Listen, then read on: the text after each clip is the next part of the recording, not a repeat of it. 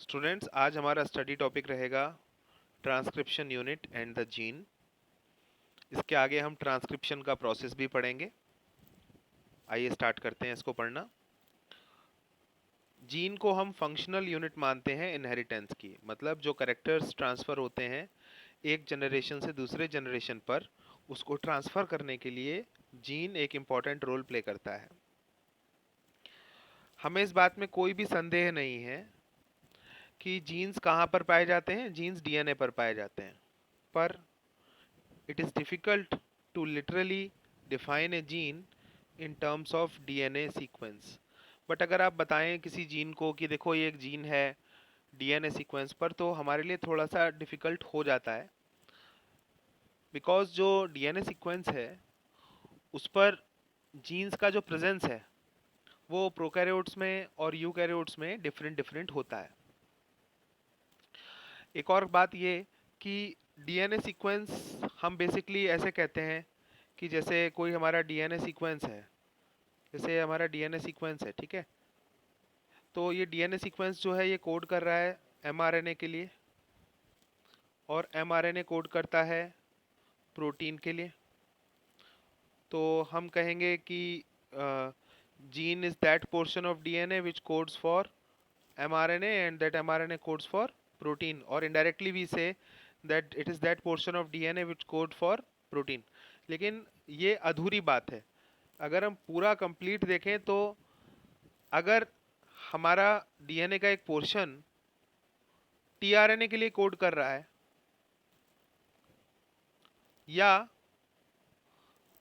RRNA के लिए code कर रहा है, तो ये भी एक जीन है। बिकॉज जो ट्रांसफ़र आरएनए है और जो राइबोसोमल आरएनए है ये भी प्रोटीन के फॉर्मेशन के लिए इम्पॉर्टेंट है। तो इसीलिए ना केवल एमआरएनए बल्कि टीआरएनए भी और आरआरएनए भी, इनका इनको कोड करने वाले सीक्वेंसेस भी जीन कहलाएंगे। So the DNA sequence coding for tRNA और rRNA molecule also define a gene। However, by defining a cistron as a segment of DNA coding for a polypeptide, the structural gene in a transcription unit could be said as monocistronic और polycistronic.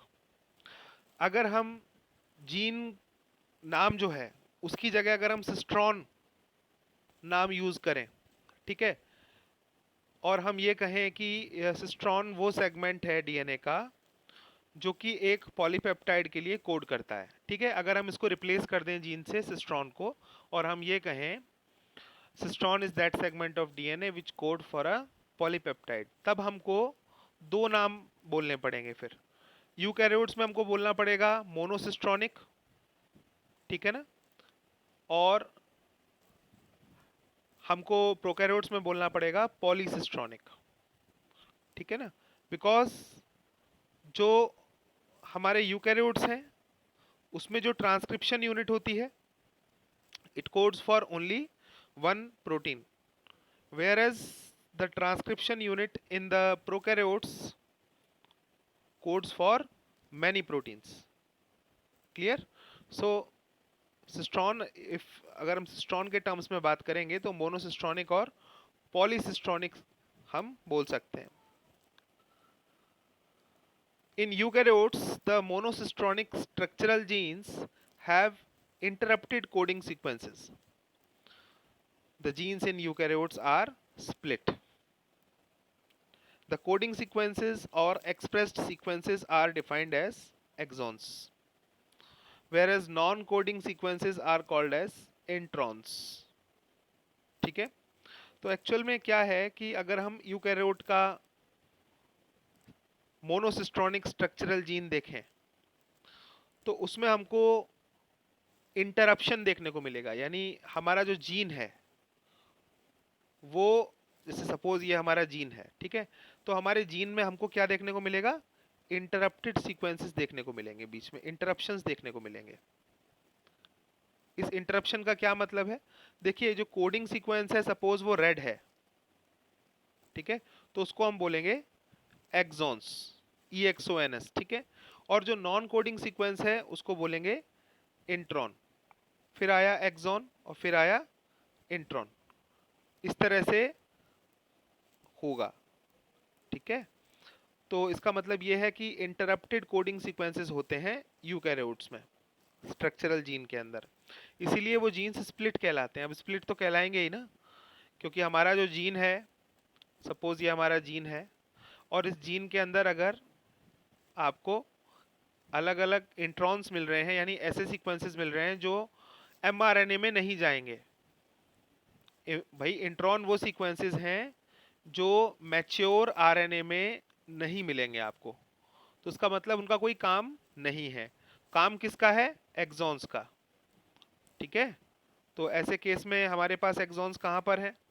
एक तो ये हो गया हमारा axon, उसके बाद ये हो गया, फिर ये हो गया रेड वाला, फिर ये हो गया एक्सॉन। और इंट्रॉन कहाँ पर है? इंट्रॉन को मैं टिक लगा देता हूँ। ये रहा इंट्रॉन, ये रहा इंट्रॉन और ये रहा इंट्रॉन। अब क्या होगा? प्रोसेसिंग होगी फाइनली, और प्रोसेसिंग होगी तो क्या होगा? इंट्रॉन हट जाएगा और केवल एक्सॉन रह जाएगा। तो हम ये समझे कि जो यूकैरियोट्स होते हैं उनके जीन्स कैसे होते हैं? स्प्लिट होते हैं। कोडिंग सीक्वेंसेस और expressed sequences are called as exons. So exons are said to be those sequences that appear in mature या processed RNA. The exons are interrupted by introns. Introns are intervening sequences and they do not appear in the mature or processed RNA. So the split gene arrangement further complicates the definition of gene in terms of DNA segment. तो अगर एक DNA segment पे अगर हम gene को define करने जाएं, और ये डीएनए सेगमेंट है हमारा, ठीक है। उस डीएनए सेगमेंट पर अब आपको क्या दिखाई दे रहे हैं? एक्सॉन्स दिखाई दे रहे हैं, उसके बाद इंट्रॉन्स दिखाई दे रहे हैं, ठीक है।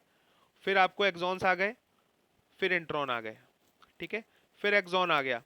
तो अब क्या होगा? इससे जो आरएनए बनेगा, उस आरएनए के अंदर एक्सॉन और इंट्रॉन के सीक्वेंसेस होंगे इनिशियली, और फिर क्या होगा? वो प्रोसेस होगा, और फिर फाइनली हम देखेंगे वो आरएनए बनेगा जिसके अंदर केवल एक्सॉन सीक्वेंसेस होंगे।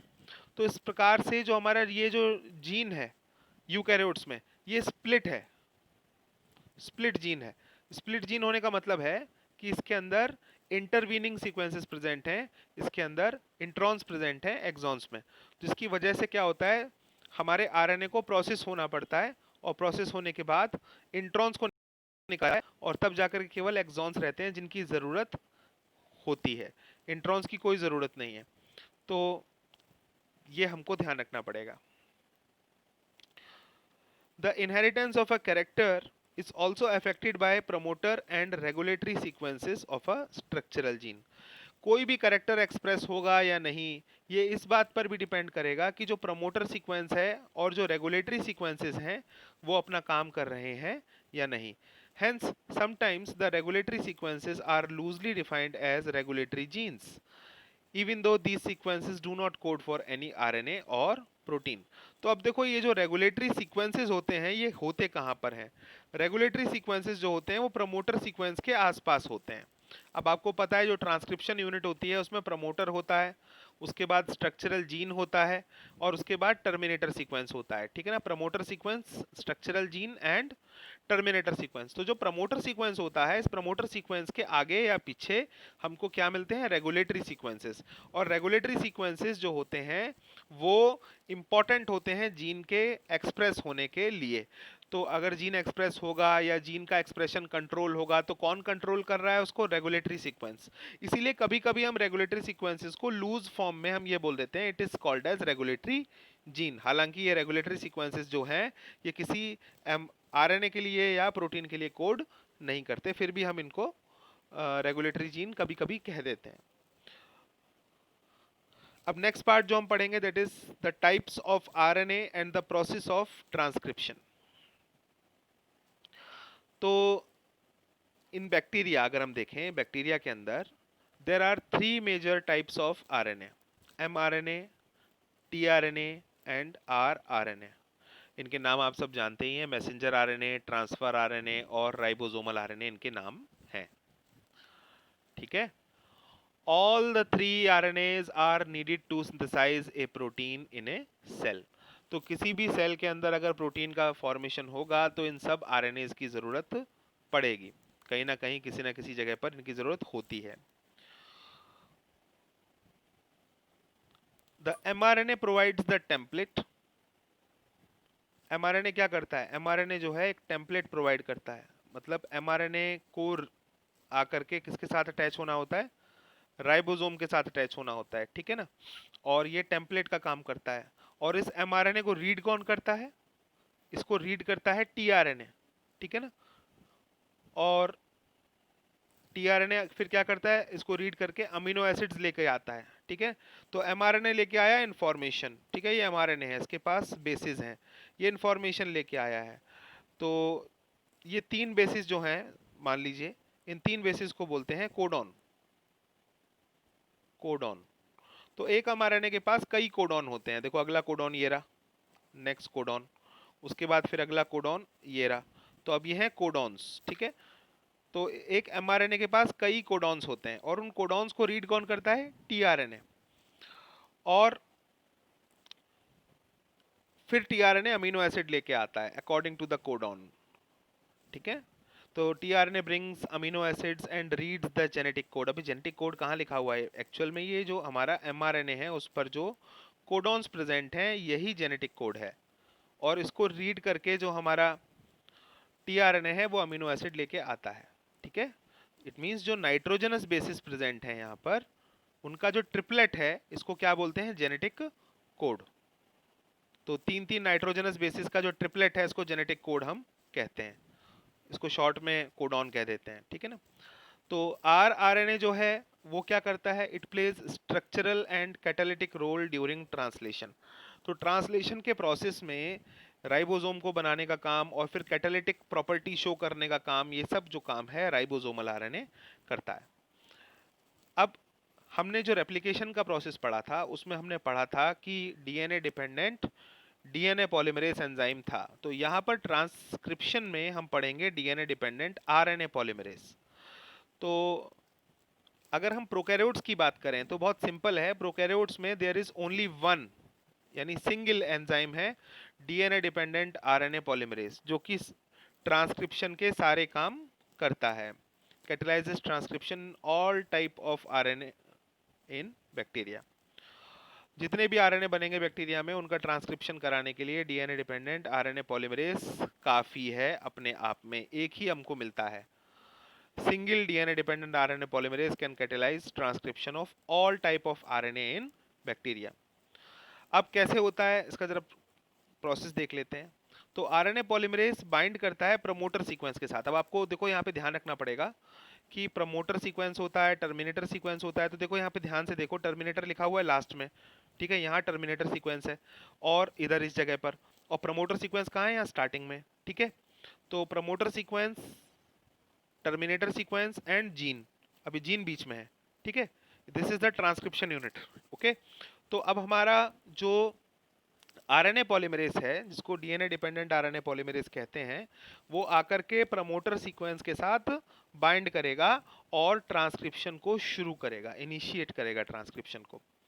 तो उसके लिए सबस्ट्रेट्स क्या होंगे? सबस्ट्रेट्स होंगे न्यूक्लियोसाइड ट्राइफॉस्फेट्स, ठीक है। और ये सबस्ट्रेट्स की तरह काम करेंगे और ये अपना जो हमारा mRNA है उसको फॉर्म करने के लिए सबस्ट्रेट की तरह काम करेंगे। तो अगला काम क्या होगा? पॉलीमराइज, जो हमारा डीएनए डिपेंडेंट आरएनए पॉलीमरेज है वो पॉलीमराइज करेगा in a template dependent fashion following the rule of complementarity. तो मतलब हमारा जो नया mRNA स्ट्रैंड बनेगा डीएनए से, वो टेम्पलेट डिपेंडेंट फैशन में बनेगा। मतलब डीएनए की टेम्पलेट को रीड करके, डीएनए के किस स्ट्रैंड को रीड करेगा हमारा DNA dependent RNA polymerase? Template strand को। आपको तो पता है एक टेम्पलेट स्ट्रैंड होता है ना, और एक होता है कोडिंग स्ट्रैंड, ठीक है। तो हम यहाँ पे किसकी बात कर रहे हैं? टेम्पलेट स्ट्रैंड की।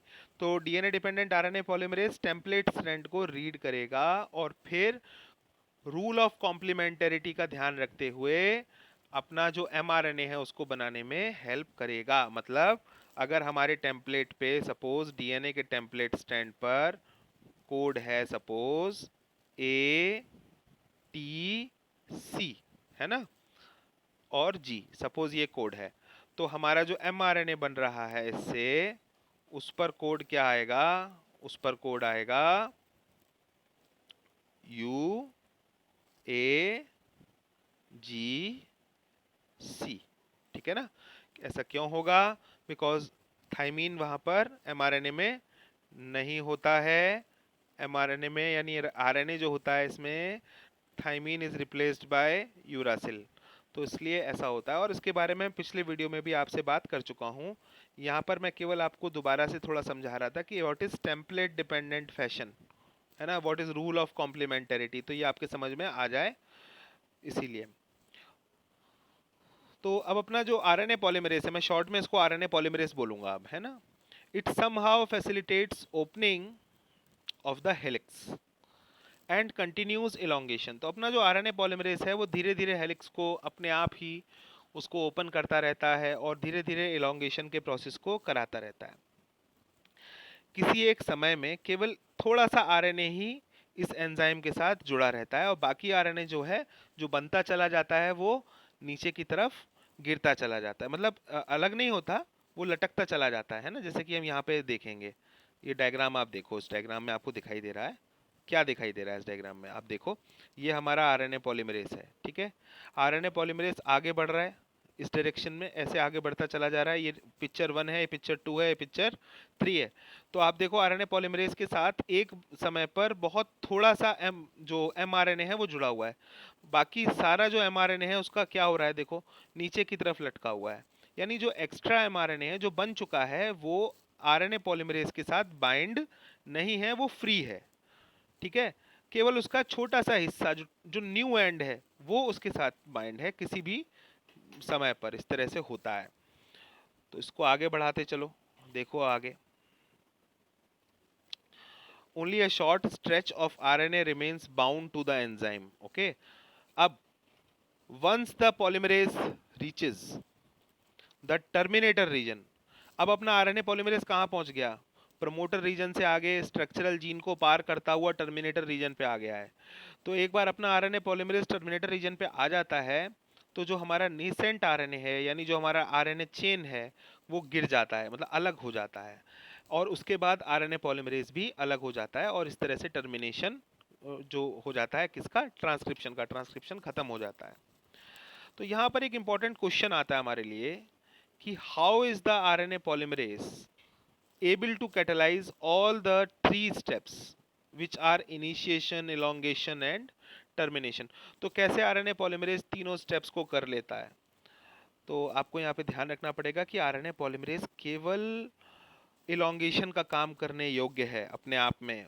उसको इनिशिएशन करने के लिए इनिशिएशन फैक्टर की जरूरत होती है, यहाँ पर ध्यान से देखो। और टर्मिनेशन करने के लिए उसको टर्मिनेशन फैक्टर की ज़रूरत होती है।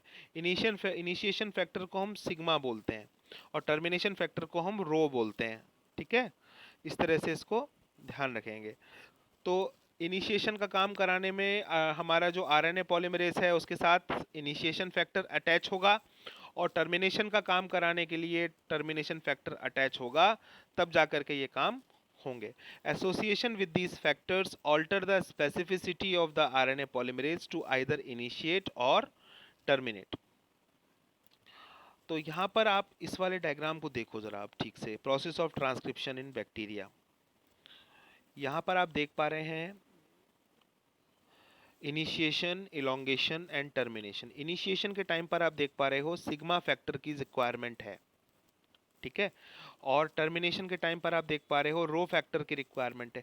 और सिग्मा फैक्टर किसके साथ एसोसिएटेड है, आरएनए पॉलीमरेज के साथ। रो फैक्टर किसके साथ एसोसिएट हुआ है, आरएनए पॉलीमरेज के साथ। तो ऐसे होता है। और आप देखो जब हमारा टर्मिनेशन हो गया है तो आरएनए फ्री हो गया है और हमारा जो डीएनए, वो हमारा जो आरएनए पॉलीमरेज है वो भी फ्री हो गया है। तो इस तरह से हमारा ये ट्रांसक्रिप्शन का प्रोसेस बैक्टीरिया में होता है। नेक्स्ट पार्ट देखते हैं। इन bacteria, since the mRNA does not require any processing to become active, and also since transcription and translation take place in the same compartment, there is no separation of cytosol as we know and nucleus in bacteria. Many times the translation can begin much before the mRNA is fully transcribed. तो मतलब आप एक बात, simple सी बात है, अगर हम bacteria का देखें स्ट्रक्चर, तो बैक्टीरिया के अंदर जो अपना mRNA है बैक्टीरिया में, उसमें स्प्लिट जीन्स तो होते नहीं है। स्प्लिट जीन्स कहाँ पाए जाते हैं? यूकैरियोट्स में पाए जाते हैं।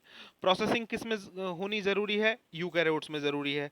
तो जब एमआरएनए जो हमारा बैक्टीरिया का है उसको प्रोसेस करने की ज़रूरत है ही नहीं, तो मतलब ये अपना फिनिश प्रोडक्ट है एमआरएनए। तो सपोज हमारा आरएनए पॉलीमरेज है, आरएनए पॉलीमरेज के साथ थोड़ा सा एमआरएनए जुड़ा हुआ है, लेकिन बाकी एमआरएनए तो फ्री है नीचे का।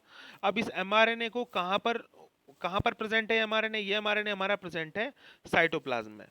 अब साइटोप्लाज्म में ये एमआरएनए जो है वो सिंपल वे में हमारे राइबोसोम्स के साथ अटैच हो सकता है ना?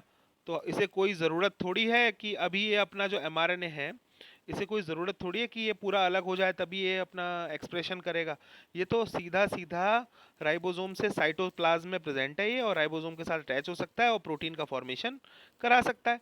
तो हम ये देखते हैं प्रोकैरियोट्स में कि many times the translation can begin much before the mRNA is fully transcribed। मतलब एक तरफ से तो mRNA बन रहा है और दूसरी तरफ से जो हमारा mRNA लटका हुआ है वो mRNA अपना प्रोटीन का फॉर्मेशन शुरू भी कर चुका है। Consequently, the transcription and translation can be coupled in bacteria. इसीलिए आप देखते हो बैक्टीरिया में ट्रांसक्रिप्शन और ट्रांसलेशन एक साथ चलते रहते हैं।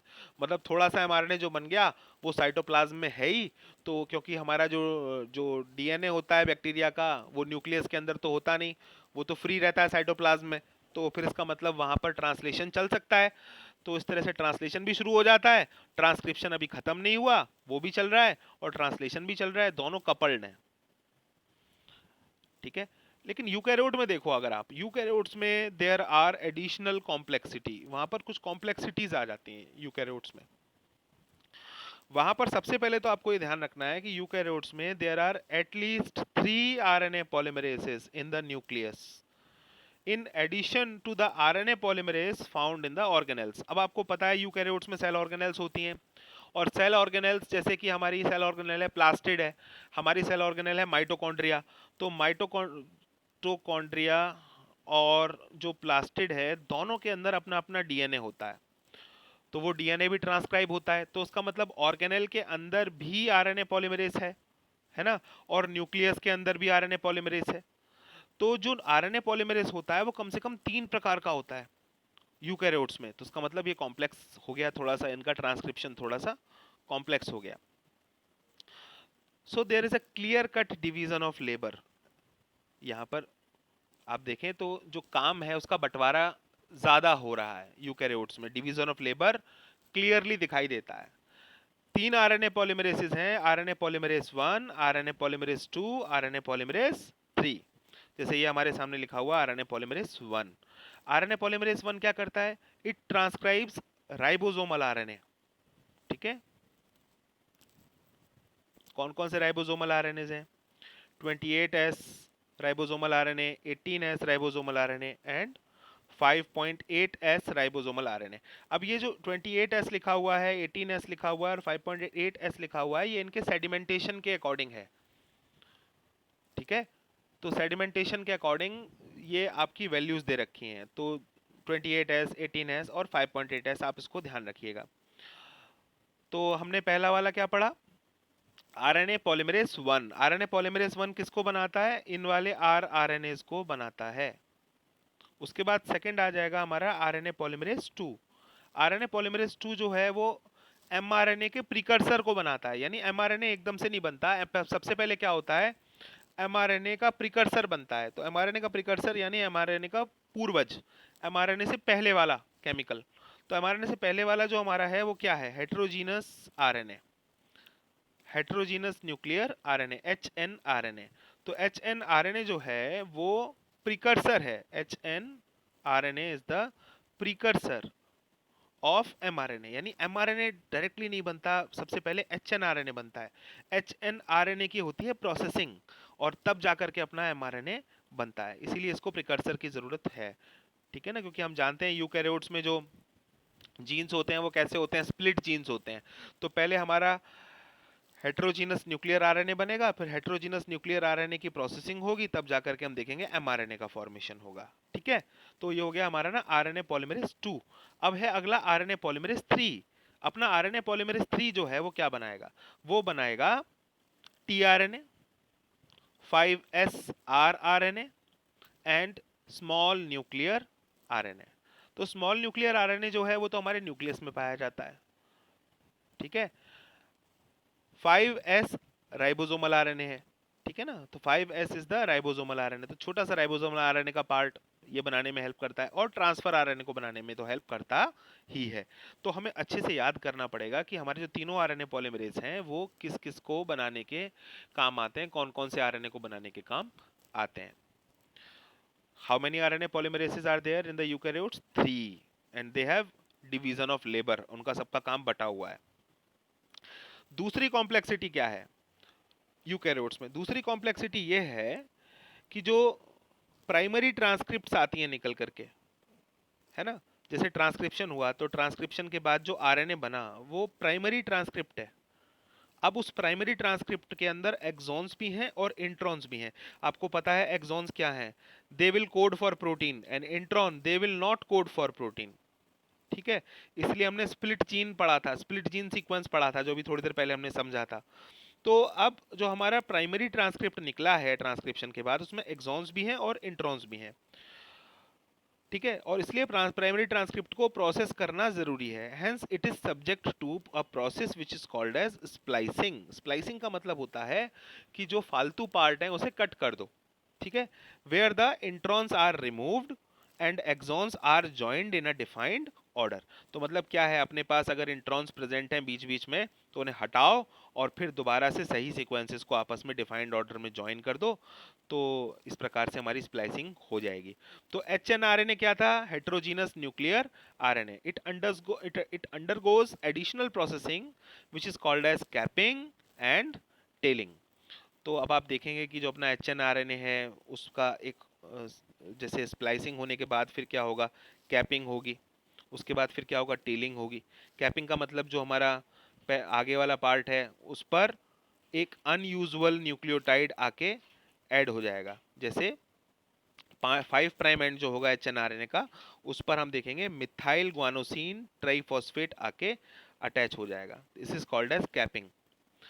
तो जो हमारा फ्रंट पार्ट है, जो 5' एंड है H N R N A का, उस पर मिथाइल ग्वानोसिन ट्राइफॉस्फेट अटैच हो जाएगा, इसको हम बोलेंगे कैपिंग।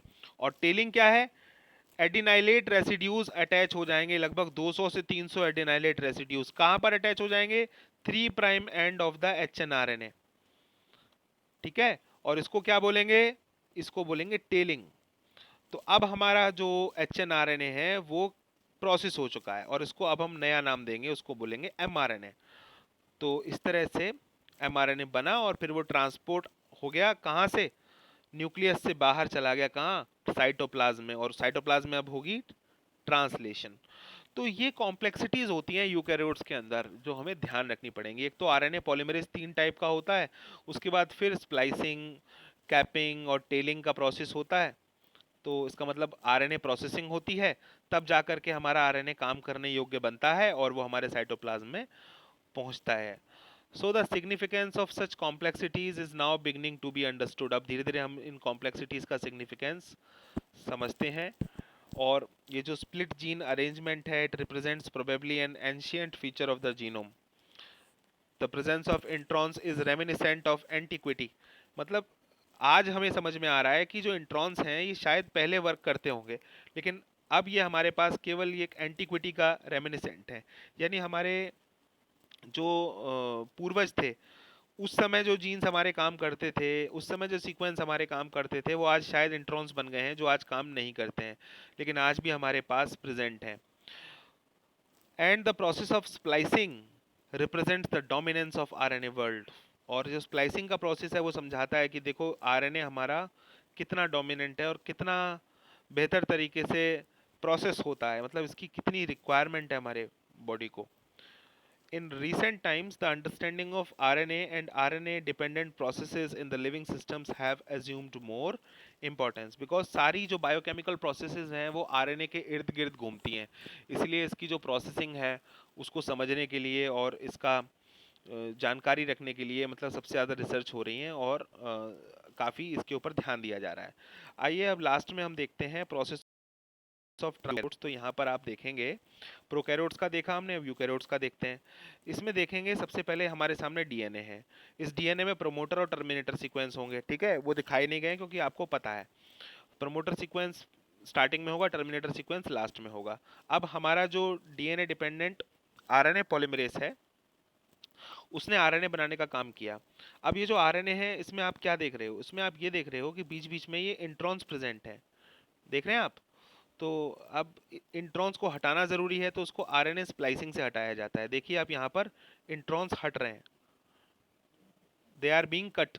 एंड देन उसके बाद फिर क्या होता है, उसके बाद आप ये देखो केवल येलो वाला पार्ट रह गया है, ठीक है ना। येलो वाला पार्ट क्या था, एक्सॉन्स। रेड वाला पार्ट क्या था, इंट्रॉन्स। तो इंट्रॉन्स को हटा दिया आरएनए स्प्लाइसिंग में और फिर आप देखो केवल येलो वाला पार्ट रह गया है। अब ध्यान से एक चीज़ और देखो, जो 5 प्राइम एंड है वहाँ पर मिथाइल ग्वानोसिन ट्राइफॉस्फेट, जिसके बारे में हमने यहाँ डिस्कस किया था। ये ये वाला मिथाइल ग्वानोसिन ट्राइफॉस्फेट, इसकी कैपिंग हो गई है 5 प्राइम एंड पर, ठीक है ना। तो ये देखो हमारा जो ये हमारा ये जो आरएनए आ रहा है, इस आरएनए की कैपिंग हो गई है 5 प्राइम एंड पर methyl guanosine triphosphate, methyl guanosine triphosphate ऐसे शो किया है इन्होंने। तो इस तरह से आप इसको बना देंगे 5 प्राइम एंड पर, this is called as capping. और उसके बाद टेलिंग, टेलिंग का मतलब जो लास्ट पार्ट है उस पर क्या हो रहा है, ये टेल है।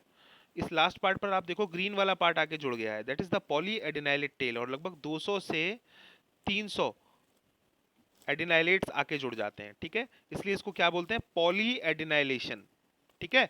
तो अब हमारी जो टेल है वहां पर प्रोसेसिंग हुई, कैप हो गई और स्प्लाइसिंग हो गई। इसके बाद आप देखो अपना जो मैसेंजर आरएनए है वो पूरी तरह तैयार है, कैपिंग, टेलिंग और स्प्लाइसिंग के बाद।